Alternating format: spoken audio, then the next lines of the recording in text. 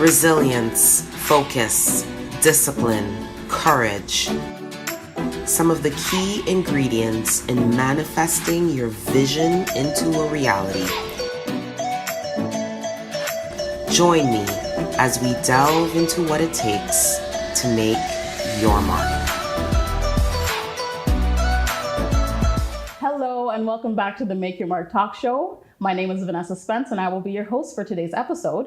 Before we get into anything, I'm just going to remind you guys to follow us on Instagram at makeyourmark.ca. And I'm pretty sure you logged on to our website because you're watching this video. So don't forget to keep logging on every week for new videos and also different writing materials and learning materials for personal growth. So log on to www.makeyourmark.ca for weekly new things for personal growth. Today, I'm very excited to introduce the founder of Touch of Class Soccer Academy. He is the head coach of Brams United Girls Soccer Club, and he is also a former player and representative of the Jamaican national soccer team. Please help me in welcoming Richard Edwards. Thank you so much for being here today. It's my pleasure. And I just wanted to say before we start, on behalf of the Make Your Mark team, as well as our viewers, happy belated birthday. Yes, it was your birthday earlier this month, the 15th, yeah? Yeah, the 15th. Yeah. So that means you're in Aries? Yeah. Okay. 100%. Yeah. See, wear it with pride. Wear it with pride because I'm a Leo and I'm so prideful about it. And actually, we should be getting along throughout this conversation because Leo and Aries are like this, along with Sagittarius, but we don't have a Sagittarius here today. So I did a little bio on you, but can you just let us know, who you are, what you do, and yeah. Okay, so again, my name is Richard Edwards. In the Brampton and the Greater Toronto area, I'm known as Coach Richie, or when I'm playing, they call me Eddie. Besides that sounds like a Jamaican thing. It is. Yeah, it is. Yeah, someone with a lot of names. Mm-hmm. Yeah. Yeah, but besides that, what I do, I still currently actively playing, but now I'm on the closer end to the retired stage. Mm-hmm. So what I'm doing now is, trying to pass on everything that I've learned to the younger generation or the next generation. Yeah. That's why we do this. Yeah. So currently I have a soccer technical training school that I offer a lot of technical training.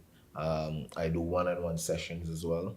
And I'm currently the head coach, a technical staff coach as well for Brams United Girls Soccer Club. Nice. So take us back on a journey to little Richie when you were growing up and you found a love for soccer. Take us back to that and how that has brought you here on our chair today. It's funny that you said take you back to little Richie, because actually that's what I was called when I was younger. I said we were going to get along. You see, I said it. For sure. Okay. Yeah. I fall in love with this sport at age 10, and I only fall in love with it through my uncles. They were soccer players as well. They didn't get the opportunity to play on the bigger level, but in the community, they were, what we'd call role models for the younger kids in our community. So I used to be one of the kids who will go behind the goal, and as soon as someone take a shot and it don't go in the net, I'm the first to go get the ball. So after that, they started playing for the community team, and I used to walk every single evening with my uncle's cleats in my hand, as we would call it, the boots boy. So that's what builds character. Yeah, that's good. And that's how I fall in love with the sport. That kind of reminds me, when I was younger, I used to go to Jamaica and I would play soccer like in the front yard. Or when I was big enough, I used to cross the road. We like lived in the country, so I crossed the road and walked up this hill, this like grassy hill. Yeah. And I would like pass pigs and goats and animals like that until I reached this like flat land of cement. Yeah. And that's where we would play soccer, and that's where we would play basketball and different things like that. And I do remember myself too playing with my cousins, playing with the little friends that I met around the area. Yeah. And that's kind of what drew me to you, because I was like, oh, and for some reason you like remind me of family. So I was drawn to you in that way. And like you were saying off camera earlier, you know, people are kind of drawn to you. Yeah. What do you think that is? I think it's just, you know, I try to live my life clean. I'm a happy person. I'm a happy individual. And I just, like I said, try to be nice to everyone. I know this world is not sometimes best. not what it seems, but we still have, you know, good people out there. You know, I'm trying to be one of them. Good. I'm glad we met. So take us to the national team. How was it playing for your country? You know, after your uncles teaching you the game and really finding yourself through soccer, how was it being able to represent the country that you were born in? How was that? So before I get to the national team aspect of it, that inspirational feeling grew from when I used to watch a guy from my community. His name is Ian Pepe Goodison. He actually, Was he born in Jamaica? Yeah. Okay, yeah, so yeah. that's okay. Yeah. His name is act in our like football, you know, Okay. folklore, legendary status, as how we would call it. He's one of the players who got us to our first, and I think last right now, World Cup. You know, like, trust me, I love when this guy walks out on the field, like he just gives his all. And I adopted that personality, like by practicing with him. Nice, yeah. You know, so yeah, when he got called to the national team, I said to myself, well, we're from the same community, and if this guy work, you know, his socks off and get his chance to represent the country, I can do it as well. So, you know, I started working out with him, and by doing most of what he was doing at that time, I started seeing improvement in my game. And then I got my first national call for the Nice. under 20 team. Wow. With a coach at that time, his name is Wendell Downswell. And from there on, like, my life changed. But you see how important representation is? The fact that you saw a bit of yourself in, what was his name? Ian. Goodison. Ian. Yeah. The fact that you saw a bit of yourself in him and that led you to accomplish what you've accomplished, that is so important, and that's what our community needs, right? I agree. So how do you kind of find yourself trying or walking in his shoes and trying to be like Ian for our community today? So basically what I can do right now is, as soon as I put my program out there to attract, you know, the next generation, once any player, any kid, it doesn't matter how old or how young you are, once you cross path with me, your life will change. Instant. And there's a lot of kids in the Brampton area that can attest to that as well. Man. Yeah. You see, and I'm that's confidently confidence. Yeah. speaking this. Yeah, I'm confidently speaking That is this. confidence. Yeah. Wow. That's amazing. Very amazing. So can we kind of get into what that felt like playing on the Jamaican team, and, you know, what kind of pride comes with that? What kind of joy comes with that? So the first thing, representing any national team, you have to tell yourself that you're in this position because you're privileged to be here, because there's close to probably like 1 million players trying to vie for that one spot. You know, and you're one of the few who, you know, has given the opportunity to showcase your talent. So once I put on that gear, I leave everything on the field. Every single thing, my blood, sweat, and tears on that field. And That's a really great way to look at it, because a lot of people feel like they're in these positions, but they feel like they deserve that. And yes, you do deserve it, because I'm sure you worked your butt off to get to that place, but you still have to be humble. Yeah. And you still have to realize that there are people who wish they were in your position. So using your position for good, using your platform to say the things that you need to say and to do what you have to do is very important, because you are a pillar for someone, right? So that's pretty amazing. Yeah. Soccer has given me a lot. And I pride myself where the sport is concerned. Like, everything that I do, soccer has like placed me in that place to achieve everything. Even my wife currently, I met her through the sport. And she has been wonderful. Yeah, she, like, even for Touch of Class as well, she's the backbone. Nice. Yeah. I'm just at the forefront. That's usually how it is. Yeah. It's always a woman just like holding you up. I'm just at the forefront, but yeah, she's the boss. Pretty much. Yeah, she is. Good to know. That's why I was speaking to her and not you. Yeah, she's the boss. Well, that's awesome. So I guess for me, myself, I'm a poet. So I am a writer. I perform my poetry, around the GTA. And we usually have like a 5 to 10 minute segment as a poet, depending on, how many people are performing and blah, blah, blah. But there's a lot of preparation that goes into that 10 minutes.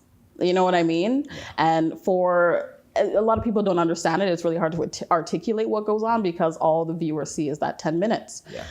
So I'm guessing for soccer, it's a 90-minute game, right?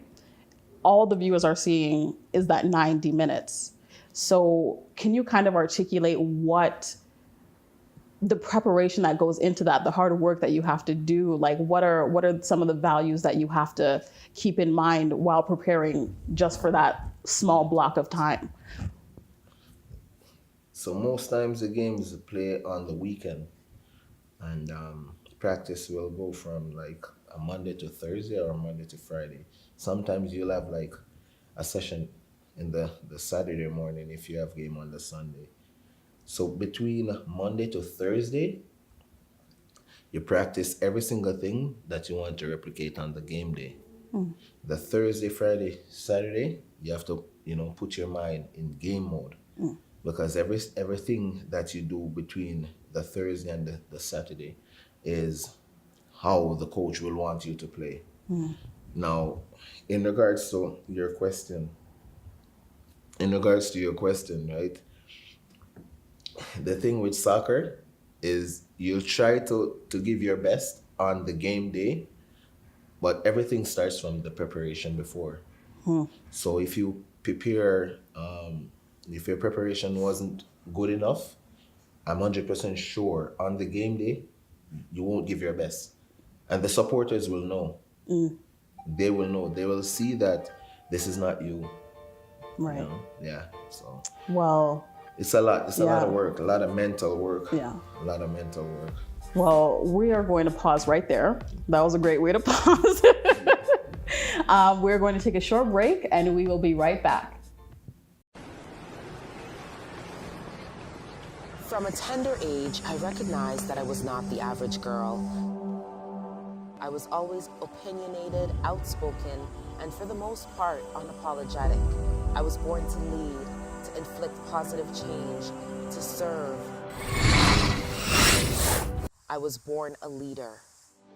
Harnessing this internal drive led me to spearheading several businesses while unlocking potential within large organizations in director roles throughout the city. While on this quest, I discovered my love for people and passion for personal development. Throughout my career, I have mentored hundreds of individuals, both personally and professionally, channeling my belief of self-care and with an avid love for fitness, daily I nurture my mind, body, and soul, embracing the very act of self-love. I truly do believe that you cannot give what you don't have.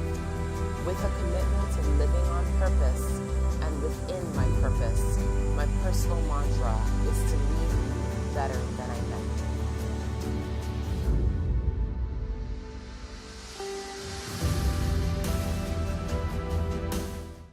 Hello and welcome back. We're here with Richard Edwards and we are talking about soccer. So playing on the national team for Jamaica, what was the biggest challenge that you faced? The biggest challenge that I face is when, like, as a local player at the time, when you hear of players coming from overseas, you have to, You got to step it up. raise the level a notch, because when those guys get called to the national team, they have to play. Man, It's a harsh reality, but you have to face it. right. And sometimes the players that they call from overseas, they're not as good as you, but you still have to go with the flow, because at the end of the day, you're a soccer player. You're not the coach. You're not the president or whatever. You have to go with what they decide to do, and just hope that when you get your chance, you just seize that moment. Usually, where are these players coming from? It's like ancestors or ancestries. Like, so some of the players, they how they tie to Jamaica is from like their great grandparents or so it's something like that. And then So wait, sorry. To play on the Jamaican team, you have to be of like Jamaican descent? yeah Okay, so Yeah. when they look for those players overseas, they make sure that they do the somewhere down the background. line. Yeah. Okay, They're wow. I didn't connected know to it was like Jamaica. that. Wow. Some yeah, of I those did not know. players who represent the country don't even know the country. Like, know nothing. But they just know that their father's grandfather from second removed is like from Jamaica. Wow. And sometimes as players, that, so it plays on your mental as well, because you're preparing. Sometimes they call camp, and you're in camp for like 2 weeks. You travel with the team for that 2 weeks, but on the game day, the actual game day, that player can just come in that one day and they'll play, and you're traveling with the team for 2 weeks. Wow. But again, you have to live with that, and you have to hold it in.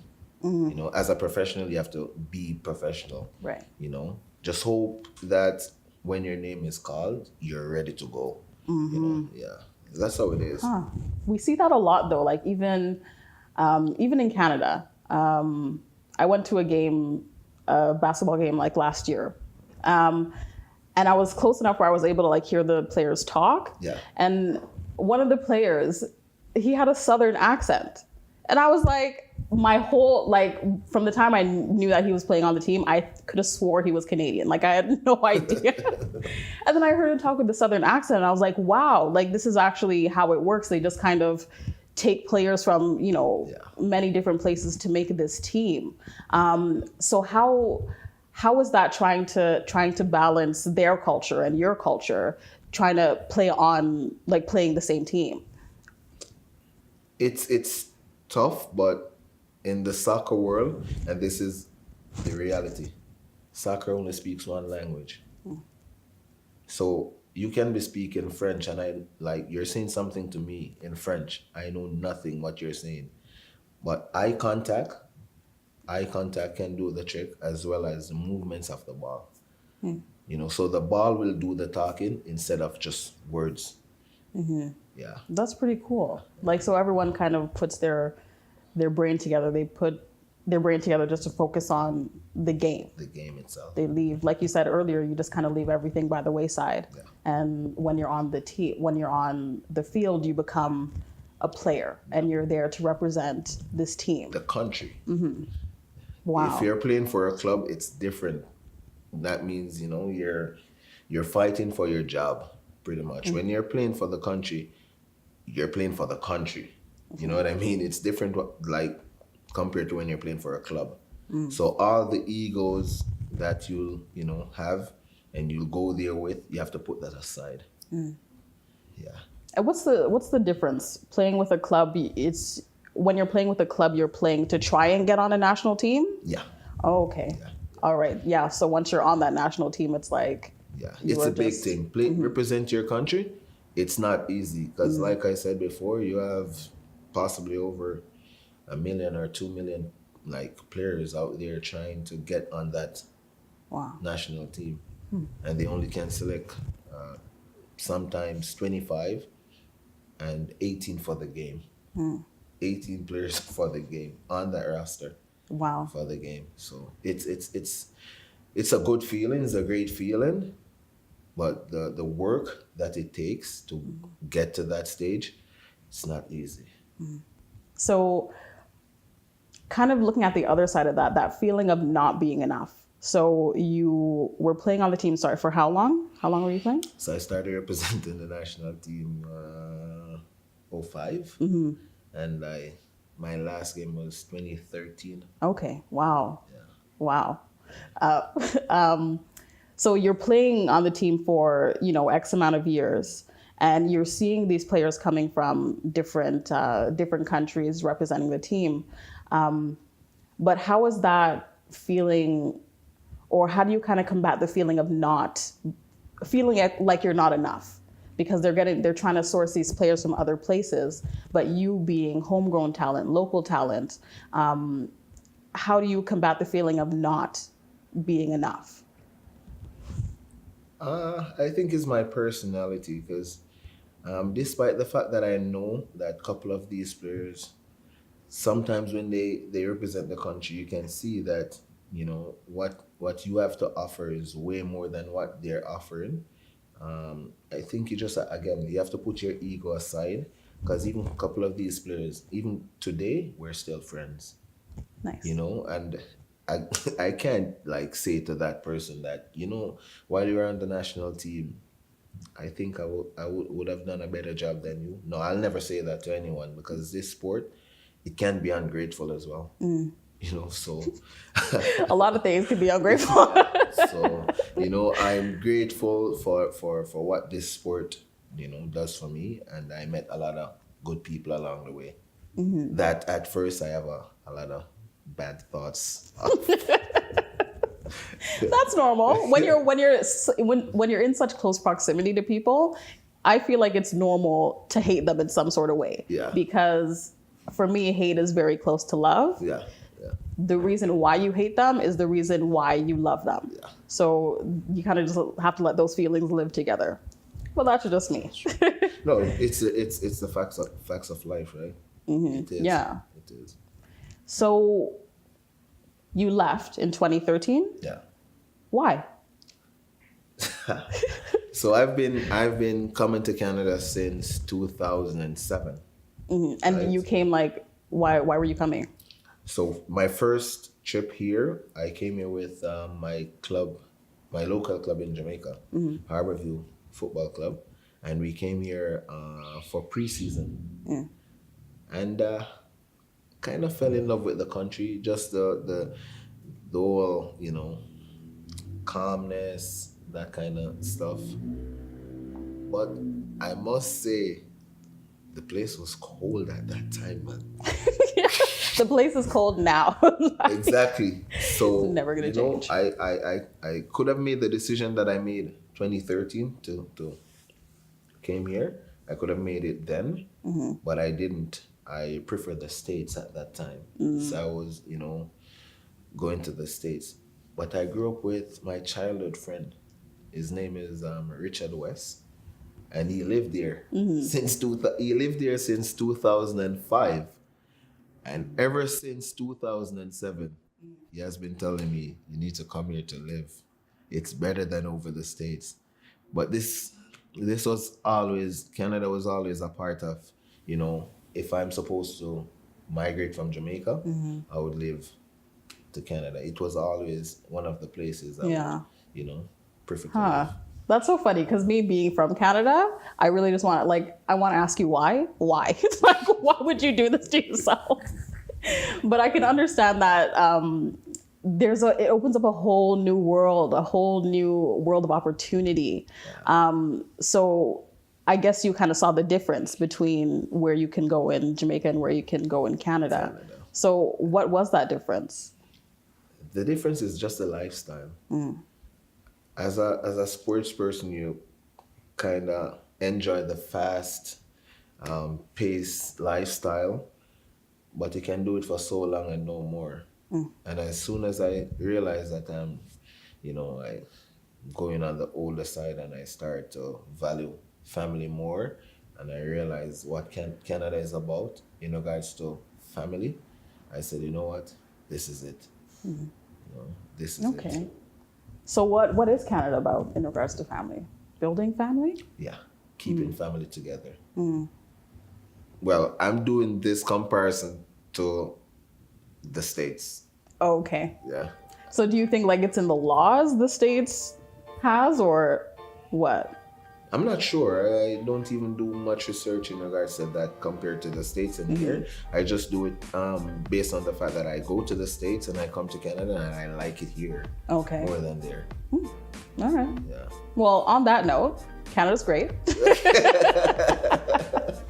And we're going to take a quick break. We'll be right back.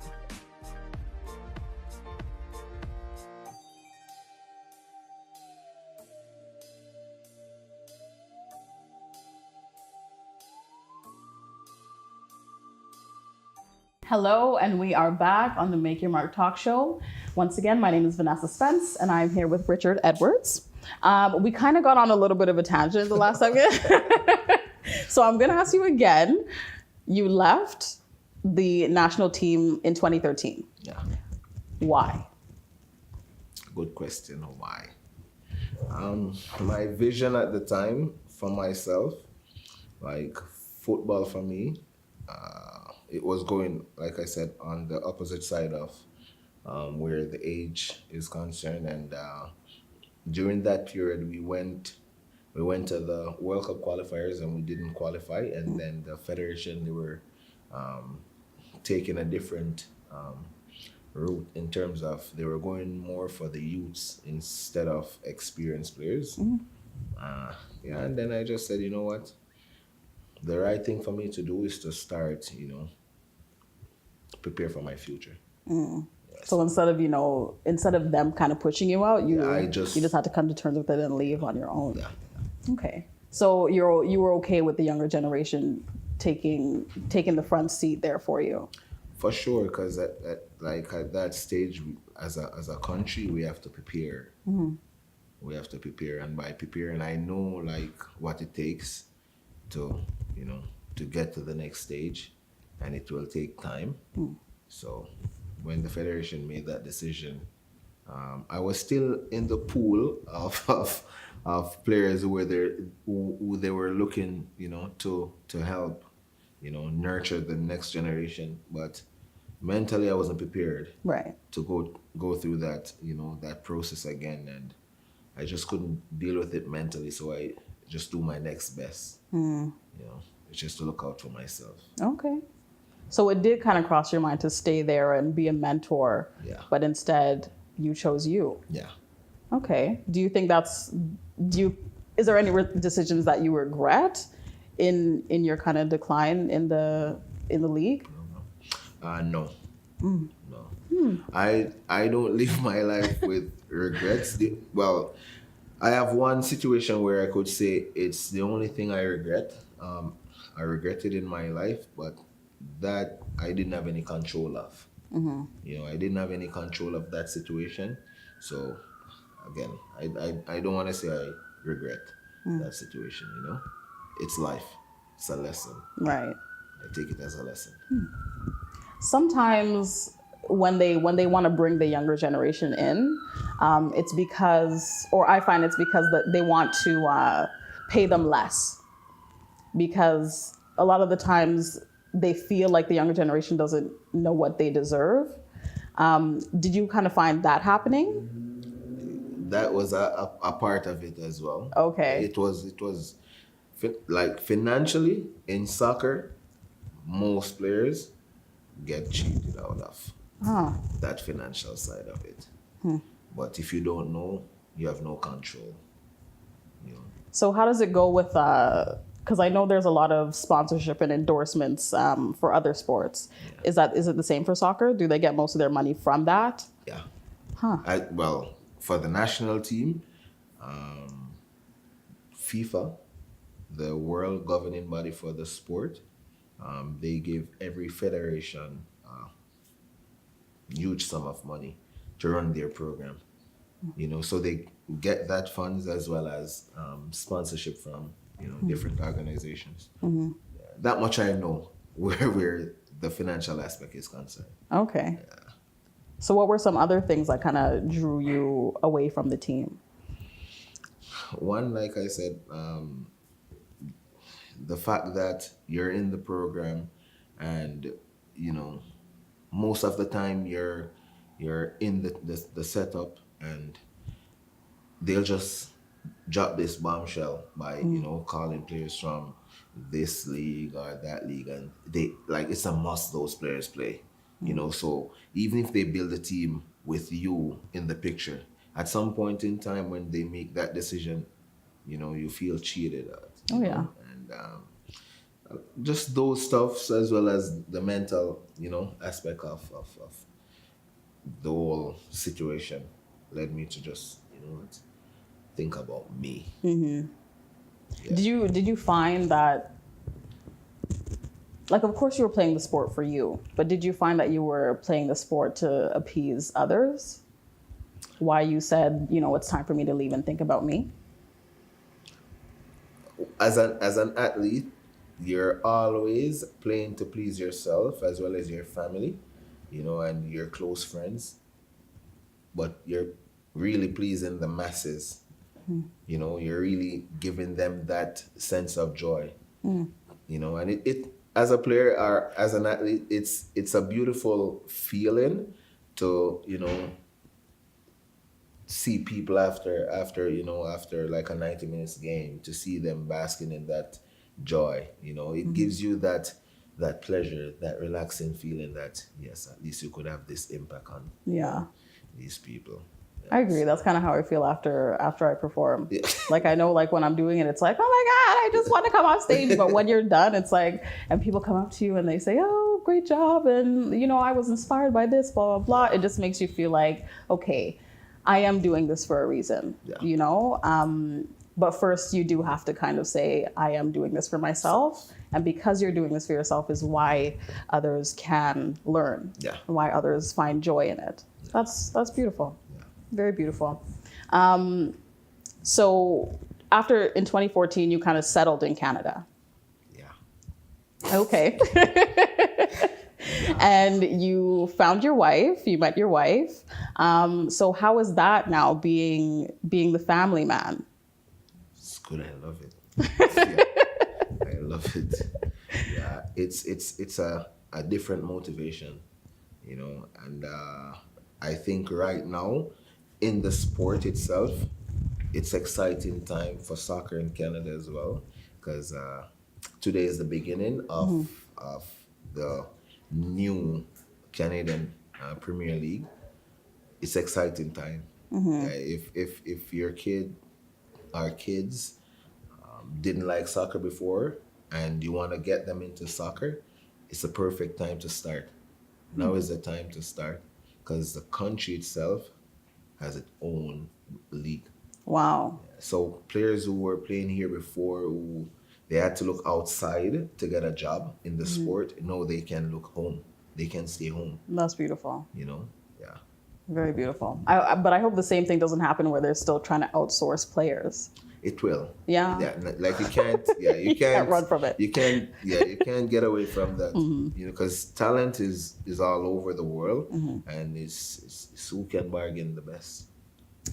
Yeah. It's all about the money at the end of the day. All about the money. So going back to family and you being a Black man, a lot of the times, in the media, the Black man with his family is not seen, it's not represented. So how has being this because you have a young son? Yeah. Yeah. So how is having a young son and being a part of his life and being with your wife, how has that changed your view and how has that impacted your life positively? Okay. So I have 4 kids Wow. in total. And one, I'm like and one so more on the way. okay. Oh wow. Congratulations. Thank you. That's a lot more than I was expecting. Yeah. Yeah. No, the only reason why you always see one is because he's the only one here. Ah, Yeah, he's the only one okay. Okay. So yeah. So you have back at home, Yeah. you have 3 and then you have the one son here. Okay, so what's the difference in the approach that you're taking for the one that you have here? The difference is approaches. It's just the whole environment and the fact that, you know, my life has transitioned from being a player to a coach. Now I'm seeing like kids that I coach probably, I want to say 4 or 5 times a week.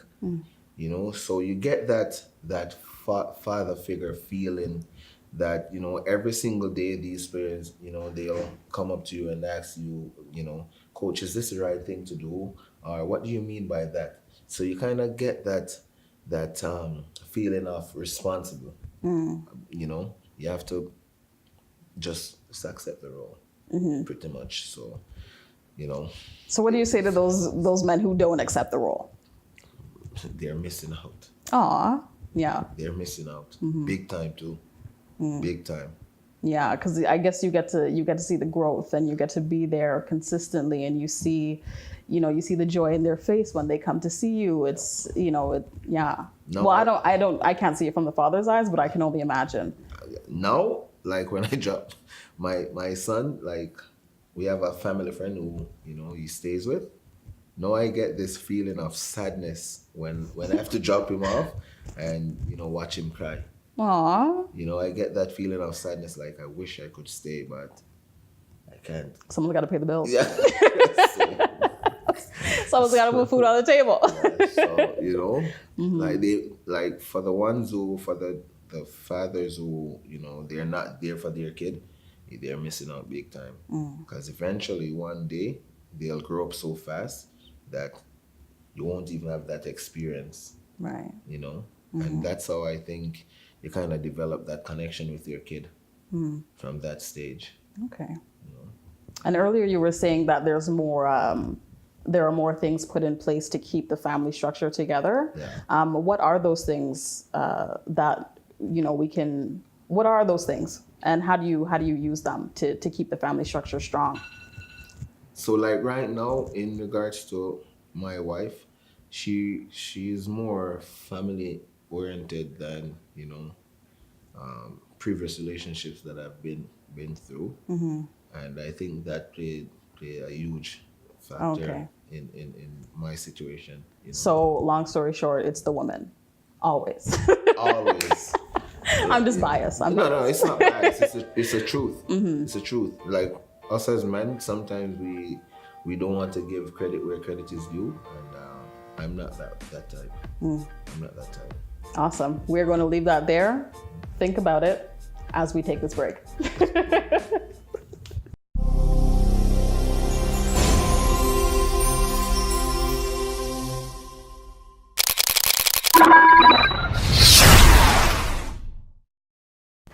Hello. We are back on the Make Your Mark Talk Show. Once again, I'm Vanessa and I'm here with Richard Edwards. Now we're going to get into Touch of Class. Tell us about that. The name is great. So yeah, tell us about where you got the name and what the driving force behind that was. Yeah, so for me, like I think as soccer players, like everything is in the first touch. Your first touch says a lot. So I came up with the name simply because I consider myself as a classy guy. I like that. So it's like what you were saying earlier. I don't know. I can't remember if it was on camera or off camera, but you were saying how the game is going to go from that first kick. Yeah. So that's kind of where it came from. So your first pass will dictate how you do throughout the 90 minutes. Your first touch will set you up for the next So decision. we got to make sure that touch is classy. Very, very. You know, I try to do that, like add a little bit of class in everything that I do. Nice. Even the way how I carry myself. Yes, you can tell with, you know, your little sweater and how it's like the collar's a little bit popped and, you know, you got it unbuttoned. I try. I see you. I see you. I try to just add a little bit of class to, you know, whatever. You know. Nice. So I guess that's the driving force behind that. But what do you want these, because you said between 5 and 17 years old? Yeah, this is for the summer camp. Okay. Yeah, so this year we'll have our first summer camp, and it's in July. The first day is the 22nd of July. Nice. And that first week will go until the 26th. And then the second week is the 29th to the 2nd of August. And then we'll take a 1 week break and then resume for the final week. Nice. And it's a different group of kids every week? Hopefully. Okay. Hopefully. Like, I don't mind if it's the same group every week, but we hope to, you know, to add just a little bit of, create just a little bit of impact to different, you know, people's life. And what kind of impact? What do you want what do these kids need to leave with to make sure that you are doing your job properly? Everything where positive is concerned, you know, how, you know, just having a conversation with me, because I can consider myself as a mentor, you know, have that kind of conversation with players who aspiring to go pro. You know, I know like what it takes to get them to that level as well. By the way, I didn't tell you that I was playing in Sweden as well as Look at that. Finland before. But, Wow. But yeah. How was that then, playing for different countries? No, it's different clubs. Different clubs. Okay. Oh, see, it's clubs and then it's what is it? Clubs and then you perform on a national level. Yeah. Play on a national So level. the country is the national team. You can play for like more than one national team. Right. But as soon as you hit the senior level, you can only represent one country. Oh, okay. And it has to be a country that you are from. Not necessarily. Oh, okay. Because like you can come from Canada and go to Vietnam. And if you play in Vietnam for 5 years, I'm just using an example. For 5 years, you can apply for a Vietnamese passport. Yeah, so it varies. It's Okay. different rules, different laws, different regulations. Okay. Yeah. So, back to what you were saying about. So what sets Touch of Class apart from other academies or other soccer schools? It's just what we offer. It's what we offer. Everything, like I said, once you set foot across that white line from the get-go, everything is intense. The focus is different for that 1.5 hour or 2 hours. And when you're finished, you'll feel, you know, that this is where you need to be. And a few days later, you'll feel your muscles seizing up. No. You'll feel that immediately after the session.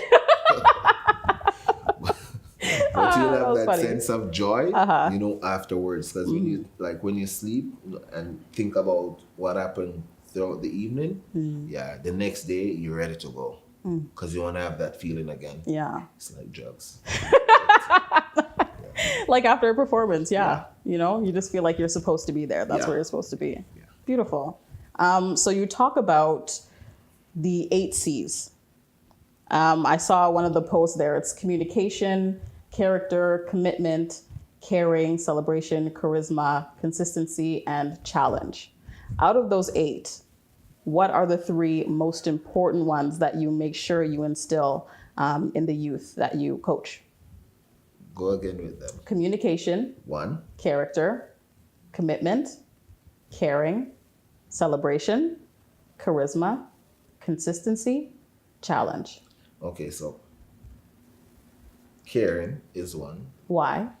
Because I'm a caring person. I care about what you leave with after my sessions. I need you to understand that this is how it's supposed to be done. So if it takes me 10 or 15 tries for you to get it right, I'm patient enough for you to get it Nice. right. I'm committed as well, very committed. You know, like sometimes I think I'm too committed because sometimes I tend to put my work in front of family. But if that's what it takes to impact anyone's life, I'll do it. Even if I know that as soon as I get home, I'm gonna. You're just gonna hear it. I'll take the risk. And I think You said communication was one too. yeah, communication. I'm big on that. Yeah. I'm big. Yeah. I explained to you before that soccer speaks one language, and you can learn in different ways. You can learn by hearing, you can learn Right. by seeing, making eye contact, and you can speak as well. You know, so yeah. Beautiful. With representation, how do you find, or like what's the demographic that you see that you coach? Who comes in and actually asks for the services? How should I say this? People without color. Yeah. Great way to say And it. they're my biggest supporters. You know, I'm very fortunate. I find myself very fortunate Right. to be working with people as such, and they've been nice to me, I must say. You know, And why do you think that is? Why do you think they see your services as something that would be great for their children? again, I think it's the approach, the fact that they can look and see the passion in my eyes. They can look and see that I'm very committed to what I'm doing. They see that I care for the kids themselves. So I think it's everything in total. When I'm communicating, I make sure that if you don't understand exactly what I'm saying, I try to show you. I'll do it myself. I'm not a coach who, if I'm asking you to run, I'm not willing to do it. I will do it to motivate you to do it, to get it done. Because if that is what it takes to, set you apart from the average, I'll show you. Okay, so that's kind of like a play off of the, what is it? Do as I do and not as I say? Yeah. Or in a lot of times in our community, it's do as I say and not as I do. Yeah. But you flip that on its head. Yeah. Beautiful. So does it bother you in some ways that you don't see children who used to look like you coaching? Does that bother you not seeing? Sometimes, yes, it does. It does, because people of our kind, I think they're lacking vision, and most of these kids, they just need that little bit of push, that extra push, that extra belief, for you to just say, okay, I believe in you. I have one example right now. I'm not sure if I'm able to call names, if it's okay. If it doesn't No, it's not affect gonna you. get me. No, it's not Okay, gonna get me yeah. any problem. So, I coach a kid. His name is Diomario Anderson. Shout outs. Yeah, yeah. Right now, he's in France. Going through his different age groups, but he's here now on vacay. But before, I coached him, and I told his dad that this kid is special. He's special, but his dad is very hard to please, Very hard to please. Yeah, we all have those. Yeah. So yesterday I had a conversation with his dad, and his dad was singing a different song. His dad was, this is what I'm talking about. If this kid is supposed to go pro, this is what I'm talking about. But I told him 2-3 years ago that he's special. But all it takes is just that little bit of belief, Yeah. that little bit of push, Yeah. you know, to get that player to the next level. Because sometimes it's just belief. Yeah. Like as parents, as guardian, that's all we need. It's just to hear that voice in your head, you know, that positive. Someone energy telling coming. us that we can do We it. can do it. Yeah, there is a possibility, just as long as we put in that hard work. Yeah. Do you find that it's hard for us to put in that hard work? Do you find that we just don't want to go that extra step, that extra mile? I think it's a tough one to answer because every parent is different. Like I didn't grow up like that, but I think it's vision, man. Lack of vision. Like you see that wall, they see that wall, and that's all they're looking at. They don't know what's behind the wall, and the door. And they is don't just want to right find there. out. Yeah. The door is just right there. It's just for you to open it. You know. So where do you think that thinking stems from? Maybe it's generations. It's coming from genetics. You know, like I said, I didn't grow up like that. You know, I was a little bit fortunate enough to say I didn't experience that growing up because I'm always a believer in, you know, if you can get it done, that means it's possible for me to get it done as well. You know, That's I beautiful. always look at life that way. That's beautiful. So what are some things or what are some teachings that, you know, like your uncles passed down or some teachings that your parents passed down to allow you to think this way and to have that vision? I live by one motto where I'll say hard work beats talent when talent doesn't work hard.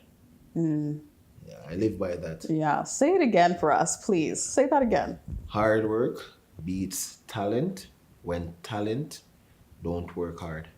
That's beautiful. And you've kind of showed that throughout your career and even, I guess, in your family life too, and through what you're doing with Touch of Class. Yeah.